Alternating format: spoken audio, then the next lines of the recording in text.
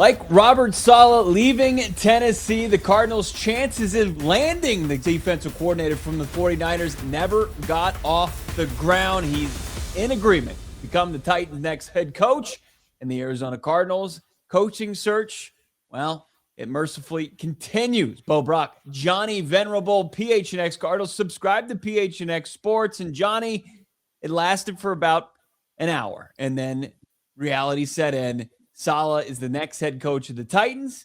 Cardinals sat there kind of holding the bouquet. Yeah, the tweet came out from Tom Pelissaro right before our show on Monday that the Cardinals were going to interview with him. That he was going to come to Tempe on Tuesday, assuming that he didn't leave Tennessee without a job. And so we all thought the same thing. Like, this is a leverage play. I want to believe that he'll get here. But we've seen how this goes down. The Titans were just used, although I don't think they had realistic chances at Stefanski, Harbaugh, or even Jeff Hafley, given the ties that those coaches had to those franchises. But maybe you could say the same thing. But the difference was Robert Saleh had no ties to the Tennessee Titans. So it gave you hope that, okay, maybe this is very much an option. Maybe this is credible. And then we got further into the night, and the Titans put out now the infamous tweets that they have concluded interviews with Nagy, which the fan base does not want, revolted, a la Vance Joseph with the Cardinals fan base, and then, of course, Salah. And that led people to believe, like, is he going to get on the plane? Is he going to come to Arizona? And then, of course, the other shoe dropped, I think, right around 10 o'clock Arizona time, that he was becoming the head coach of Tennessee. It's a blow. It's a blow because this was a job that Robert Saleh wanted, but this initially was not a job that the Titans wanted to give Robert Saleh. If you read between the tea leaves, their general manager wanted to hire Matt Nagy, had the ties to Matt Nagy, and ownership stepped in and basically was like, let's go with Robert Saleh. I just can't believe, because I was texting with somebody late last night, and then you and I got on the phone, that the Titans, having never spoken with Robert Saleh, signed him to a deal after 4.5 hours of meeting. And just to put it into context, the Titans had met with somebody on, let's just say, over the weekend. Right. I'm not going to say who. And the interview was double that length. And it was a defensive coach. And you would lead you to believe that they're looking for DCs for Matt Nagy. And so, we felt pretty good about it. And then, of course, Cardinals' reputation precedes themselves. And here we are, Tuesday, January 20th, back to square one. Yeah, I mean, look, the optics are a huge thing here. I mean, as far as what the Tennessee Titans, as you kind of went over, fair or not, were they in on those other coaches, they still had to wear the burden of being the bridesmaid so far the 2026 coaching search. But what changed that narrative for them is landing one of the top coaches, regardless of what went down with Harbaugh, what went down with Hafley, what went down with some of the other options.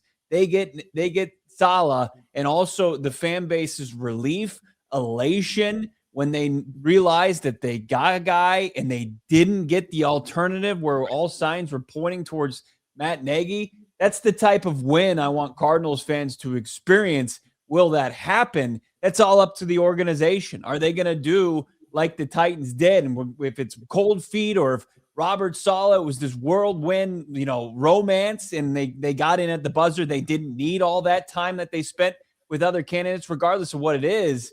The Cardinals are saddled with making the right decision as far as this coaching search goes. Now it's dwindling down, and now the Cardinals have to wear that burden of bridesmaid up next year on the circuit. And are they going to have to wear it again and again? Because you look at the other options, you're seeing the reality set in as far as how this job is being viewed.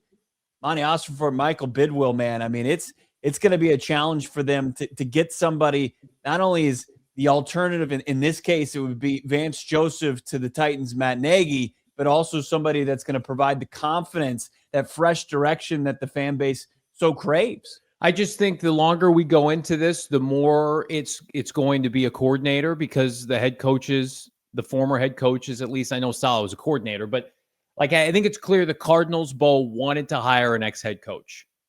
And I believe that they tried to inquire with Mike McCarthy. You and I had that conversation. Likely turned them down, right? Salah turned them down.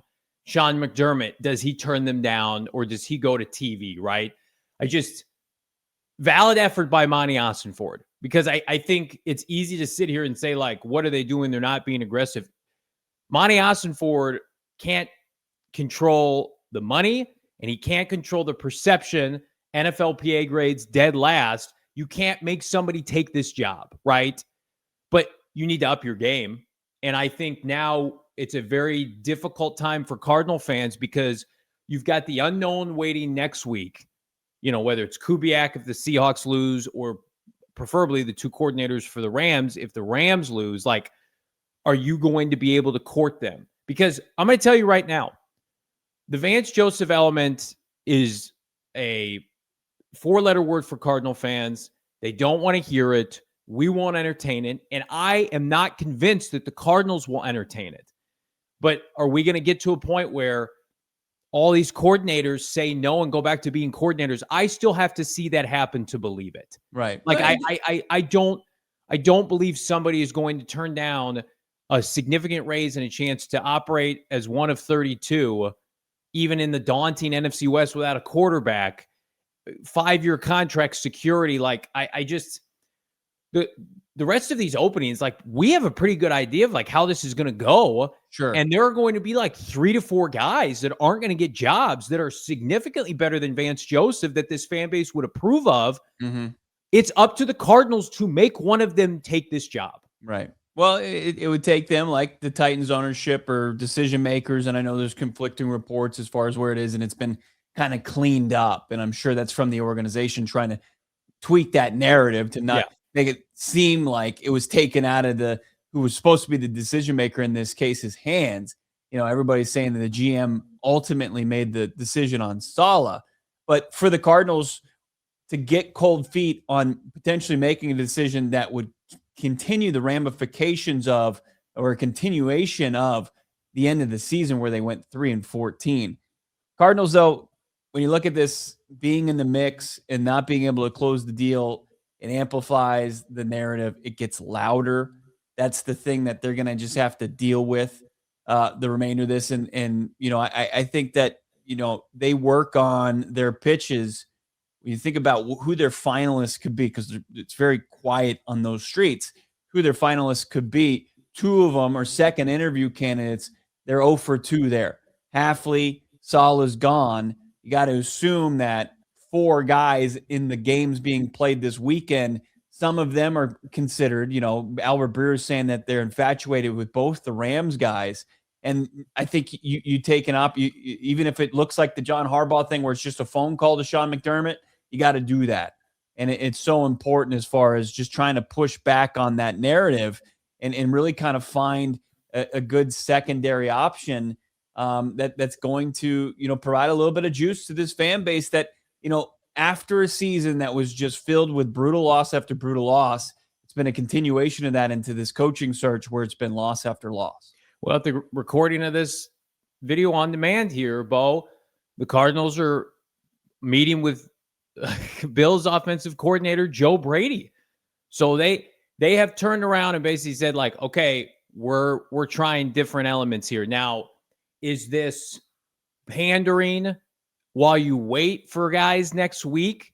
Like, or with today's Tuesday, they can't talk to any of those guys until next week. Are they just going to do due diligence this week on people that they know maybe don't have interest, or they don't have interest really themselves? Because, like, you can't talk to Shula or Kubiak or LaFleur or, God forbid, Vance until next Monday. So, like, what are you doing until next Monday? Well, you're interviewing Joe Brady today. How seriously should we take that? We feel like he's a serious candidate for Buffalo. Yeah. Is this another thing where there's a leverage game? He's interviewed with the Ravens, but Jesse Minter is getting second interviews this week. We feel like he's destined for Baltimore. So it just feels like, are you getting a participation trophy or is this real?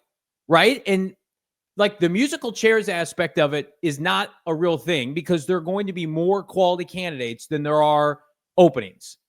But what you can't have as a franchise where it's DEFCON 1 is people turning down your franchise to go back and be coordinators. And why is this happening? Cardinal fans know why this is happening. Mm-hmm. Like, maybe this is a surprise to Michael Bidwill. I do believe that the Cardinals were intent on keeping Jonathan Gannon. We've talked about it ad nauseum. Had they just won a flipping game down the stretch, Michael Bidwill would have soldiered on. The fan base would have been upset, but they were looking for every reason to keep Jonathan Gannon. And it was loss after loss after loss, and you lost 14 of 15, and it was an argument you could not make. And they made the decision that they had to from a business standpoint. But now they come into this seemingly unprepared that your franchise has been in the midst of lawsuits, has been in the midst of off the field embarrassments, NFLPA grade last place. You're in the division, the NFC West, that's a gauntlet. And then you, oh, by the way, don't have a quarterback. It's like those things they have officially caught up to the Cardinals, right? Like, I thought it would never get worse than 2023 when you and I were sitting on Radio Row and it was like Kyler's got an ACL and the optics but it wasn't this. And Cliff Kingsbury, 4 years before that, they outbid the Jets for him. And then, Steve Wilkes before that, like those all felt different. This feels like the other teams, even the Browns, because they're operating in their own bubble, like the Cardinals want to sit at the big kids table and the rest of the league is telling them no thank you. And for a fan base that has just endured a season from hell, and you get a little bit of relief when Jonathan Gannon is dismissed, to turn around and it's just like, this feels like a continuation of the regular season. Right.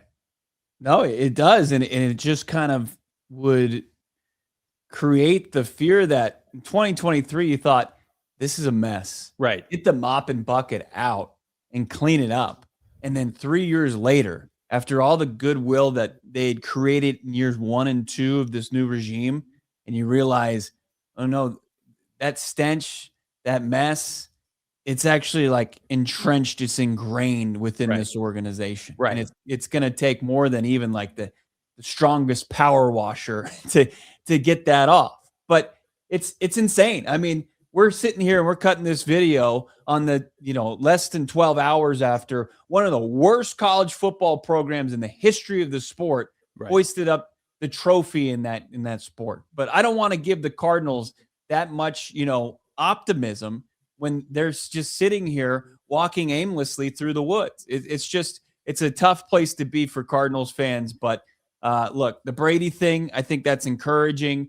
As Salah kind of that when we put to bed, I start to look at maybe some of these offensive guys, and maybe that might be the new direction that you kind of point this search. You're not going to get the fire and brimstone coach that you wanted, though, unless McDermott takes an interview. Which, like, what is Sean McDermott doing? Like, Sean McDermott's not getting the Steelers' job or the Ravens' job. Sorry, Sean. And then the Titans' job got filled last night. So it's the Raiders, it's the Browns, it's the Cardinals. You want one of those jobs, or you want to go work in TV for a year? Like Tom Pelissaro was carrying his water yesterday saying, oh, he doesn't want to go to a rebuild. It's like the teams that you've hit a ceiling. So teams are looking for the upgrade over you. Mm-hmm. The Cardinals need you. The fan base needs you, Sean. And maybe he's just like, I'm not interested in that. But I'm going to tell you right now, Sean McDermott sitting out next year, I don't think helps him. I think it's another year where the game passes him by. Ask Mike McCarthy how that turned out for him. Like, and also, let's say it's Joe Brady or somebody else that gets the job in Buffalo. And what if they have success? That's going to be an indictment on Sean McDermott. I know people are after Brandon Beane, and he's got his own set of issues. But I just feel like Mike McCarthy's not getting a job. Like, the Steelers aren't hiring Mark McCarthy. I refuse to believe that. It's his agent carrying water. They're going to hire Chris Schuler or Brian Flores. It's a young man's game. Whereas, like, Sean McDermott and the Cardinals are perfect for each other. The Cardinals will pay him decent money. He can come here and transform a culture and maybe turn it into a winner. But, like, I am not going to sit up here, even post Robert Saleh, and say the Cardinals have to settle for Vance Joseph. It's unacceptable. They don't have to. I don't believe they will. And this podcast has taken that stance since day one. And if you're part of this local media spinning that narrative, shame on you. Where do the Cardinals go from here with Salah staying in Tennessee, never getting on the plane to Arizona? Where do they turn to next? New name enters the fold. Drop a comment, leave a like, and of course, subscribe to PHNX Sports here on YouTube.